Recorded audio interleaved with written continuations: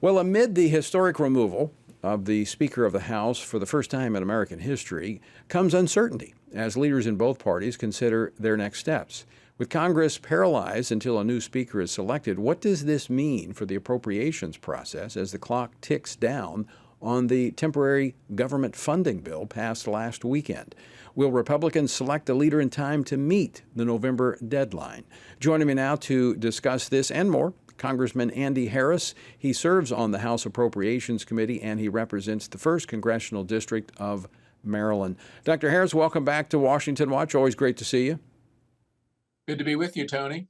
Well, I've had conversations with a number of your colleagues as they are huddling, trying to discuss next steps. What's the latest that you can tell us?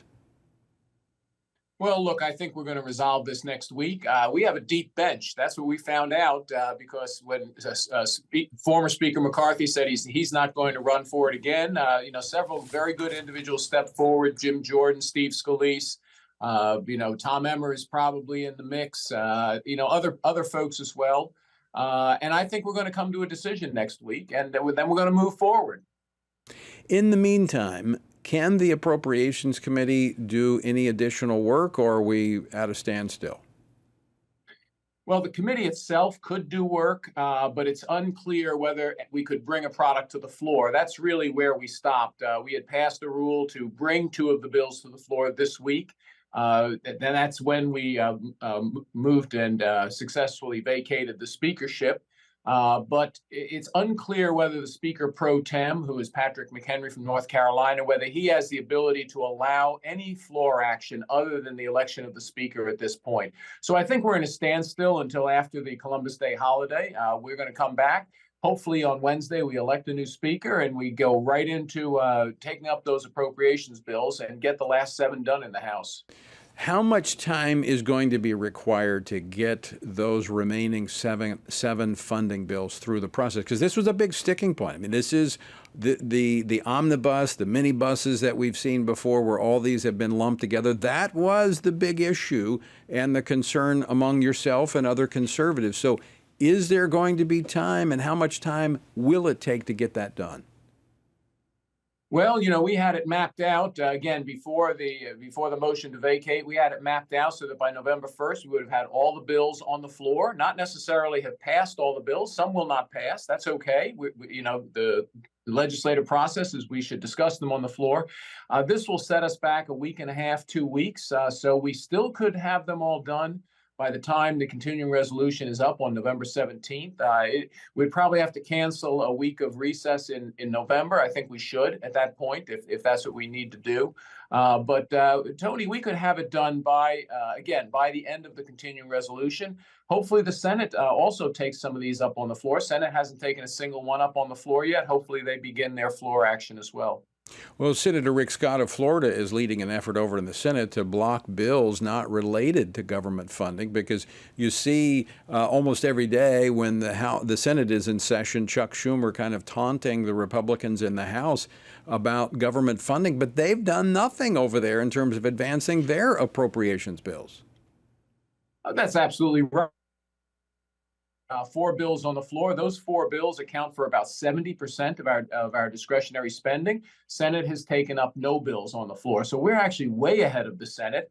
Again, if the Senate would move on a defense appropriation bill, I think we can go to conference pretty quickly and at least take care of our troops so that they're not involved in a continuing resolution if we should need one in the middle of November. So, Congressman Harris, your colleagues kind of understand that the Democrats are just kind of standing there, I think, salivating, hoping the Republicans can't come together so that they can just continue to proliferate government spending. Because if the Republicans can't get leadership together to move forward with these appropriations bills, we're going to see another continuation, probably a year-long funding of government. Well, if we do go to a year-long funding of government, because of the debt ceiling deal, it will be at 1% less spending than this year. So, government spending will get a haircut, not a big one, but considering that inflation is present, it's a significant spending decrease, 1%. I think we should decrease our spending more than that. We should return to pre-COVID spending levels. But again, worst comes to worst, we will by law be spending less this coming fiscal year or this fiscal year we're in right now than the last fiscal year. Well, I'm with you. I hope that the Republicans can come together next week and select a leader to move forward and get these appropriations bills forward, because I think the Republicans are on the right track. I understand narrow margins and trying to lead the Republicans through makes it very difficult for leadership, but we're moving in the right direction. So we just need to continue to pray that occurs. I want to get your response, Congressman Harris, to President Biden yesterday, once again, even though he's been slapped down by the court before, is saying he's going to find another way to eliminate student loan debt with taxpayer dollars. Look, I just don't get it. I guess I understand the politics of it, Tony. But look, I have small business people in my district. You know, they run a plumbing company, they run an HVAC company, they have a truck loan. You know, they have to borrow money to buy a truck. Why aren't we forgiving those loans? I mean, the bottom line is, a student loan was taken out by someone who signed their name and said they were going to pay it back. There are mortgage loans, there are credit card loans, there are other loans where people do the same thing. Why are we picking student loans to be the one that's forgiven with taxpayer dollars? And that's significant because when we just ended a fiscal year with $2.2 trillion deficit, $2.2 trillion, and we're going to give away money to people who have signed something that said they're going to pay their loan back. And we expect, 90% of taxpayers to pay for those 10% who are not going to pay their student loans back. It's just basically unfair. I want to get you to respond to something the president said along those lines yesterday, where he actually compared the student loan to the PPP plan during the COVID. I want to play clip number 4 and get you to respond to this. Let's be clear. Some of the same elected Republicans or members of Congress who were strongly opposed to giving relief to students got hundreds of thousands of dollars in relief for themselves to keep their businesses open. Several members of Congress got over $1 million, and all those loans were forgiven. The hypocrisy of this I find stunning. Congressman, how do you respond to that? Look, it's apples and oranges. The bottom line is that, the federal government forced businesses to close. Again, students were at school. They took out these loans. These loans had nothing to do with COVID.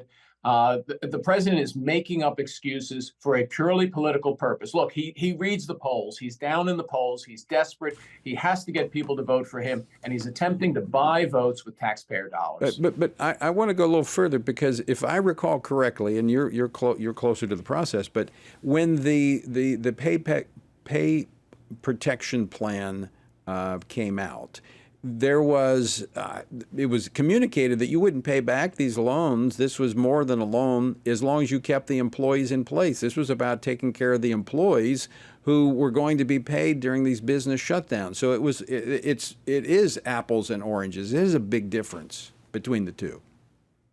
Absolutely, Tony. There's no question about it. This president wants to forgive student loans that are 10 years old, that predated COVID by 7 or 8 years. It has nothing to do with COVID. It's mixing apples and oranges. This is purely for political purposes. Look, I get it. He wants to buy the votes of the people who have student loans. He shouldn't do it with taxpayer dollars. Taxpayers should resent that. Even if you have a loan, you should resent it, because who knows what he's going to spend your money on next week. Right. With a $2.2 trillion deficit. $2.2 trillion, Tony, that's completely unprecedented when we're not at war and we're not in a pandemic. And that's all the while he's running around claiming that he has reduced the deficit, largest deficit reduction in history. Congressman Andy Harris, always great to see you. Thanks so much for joining us today. Thank you.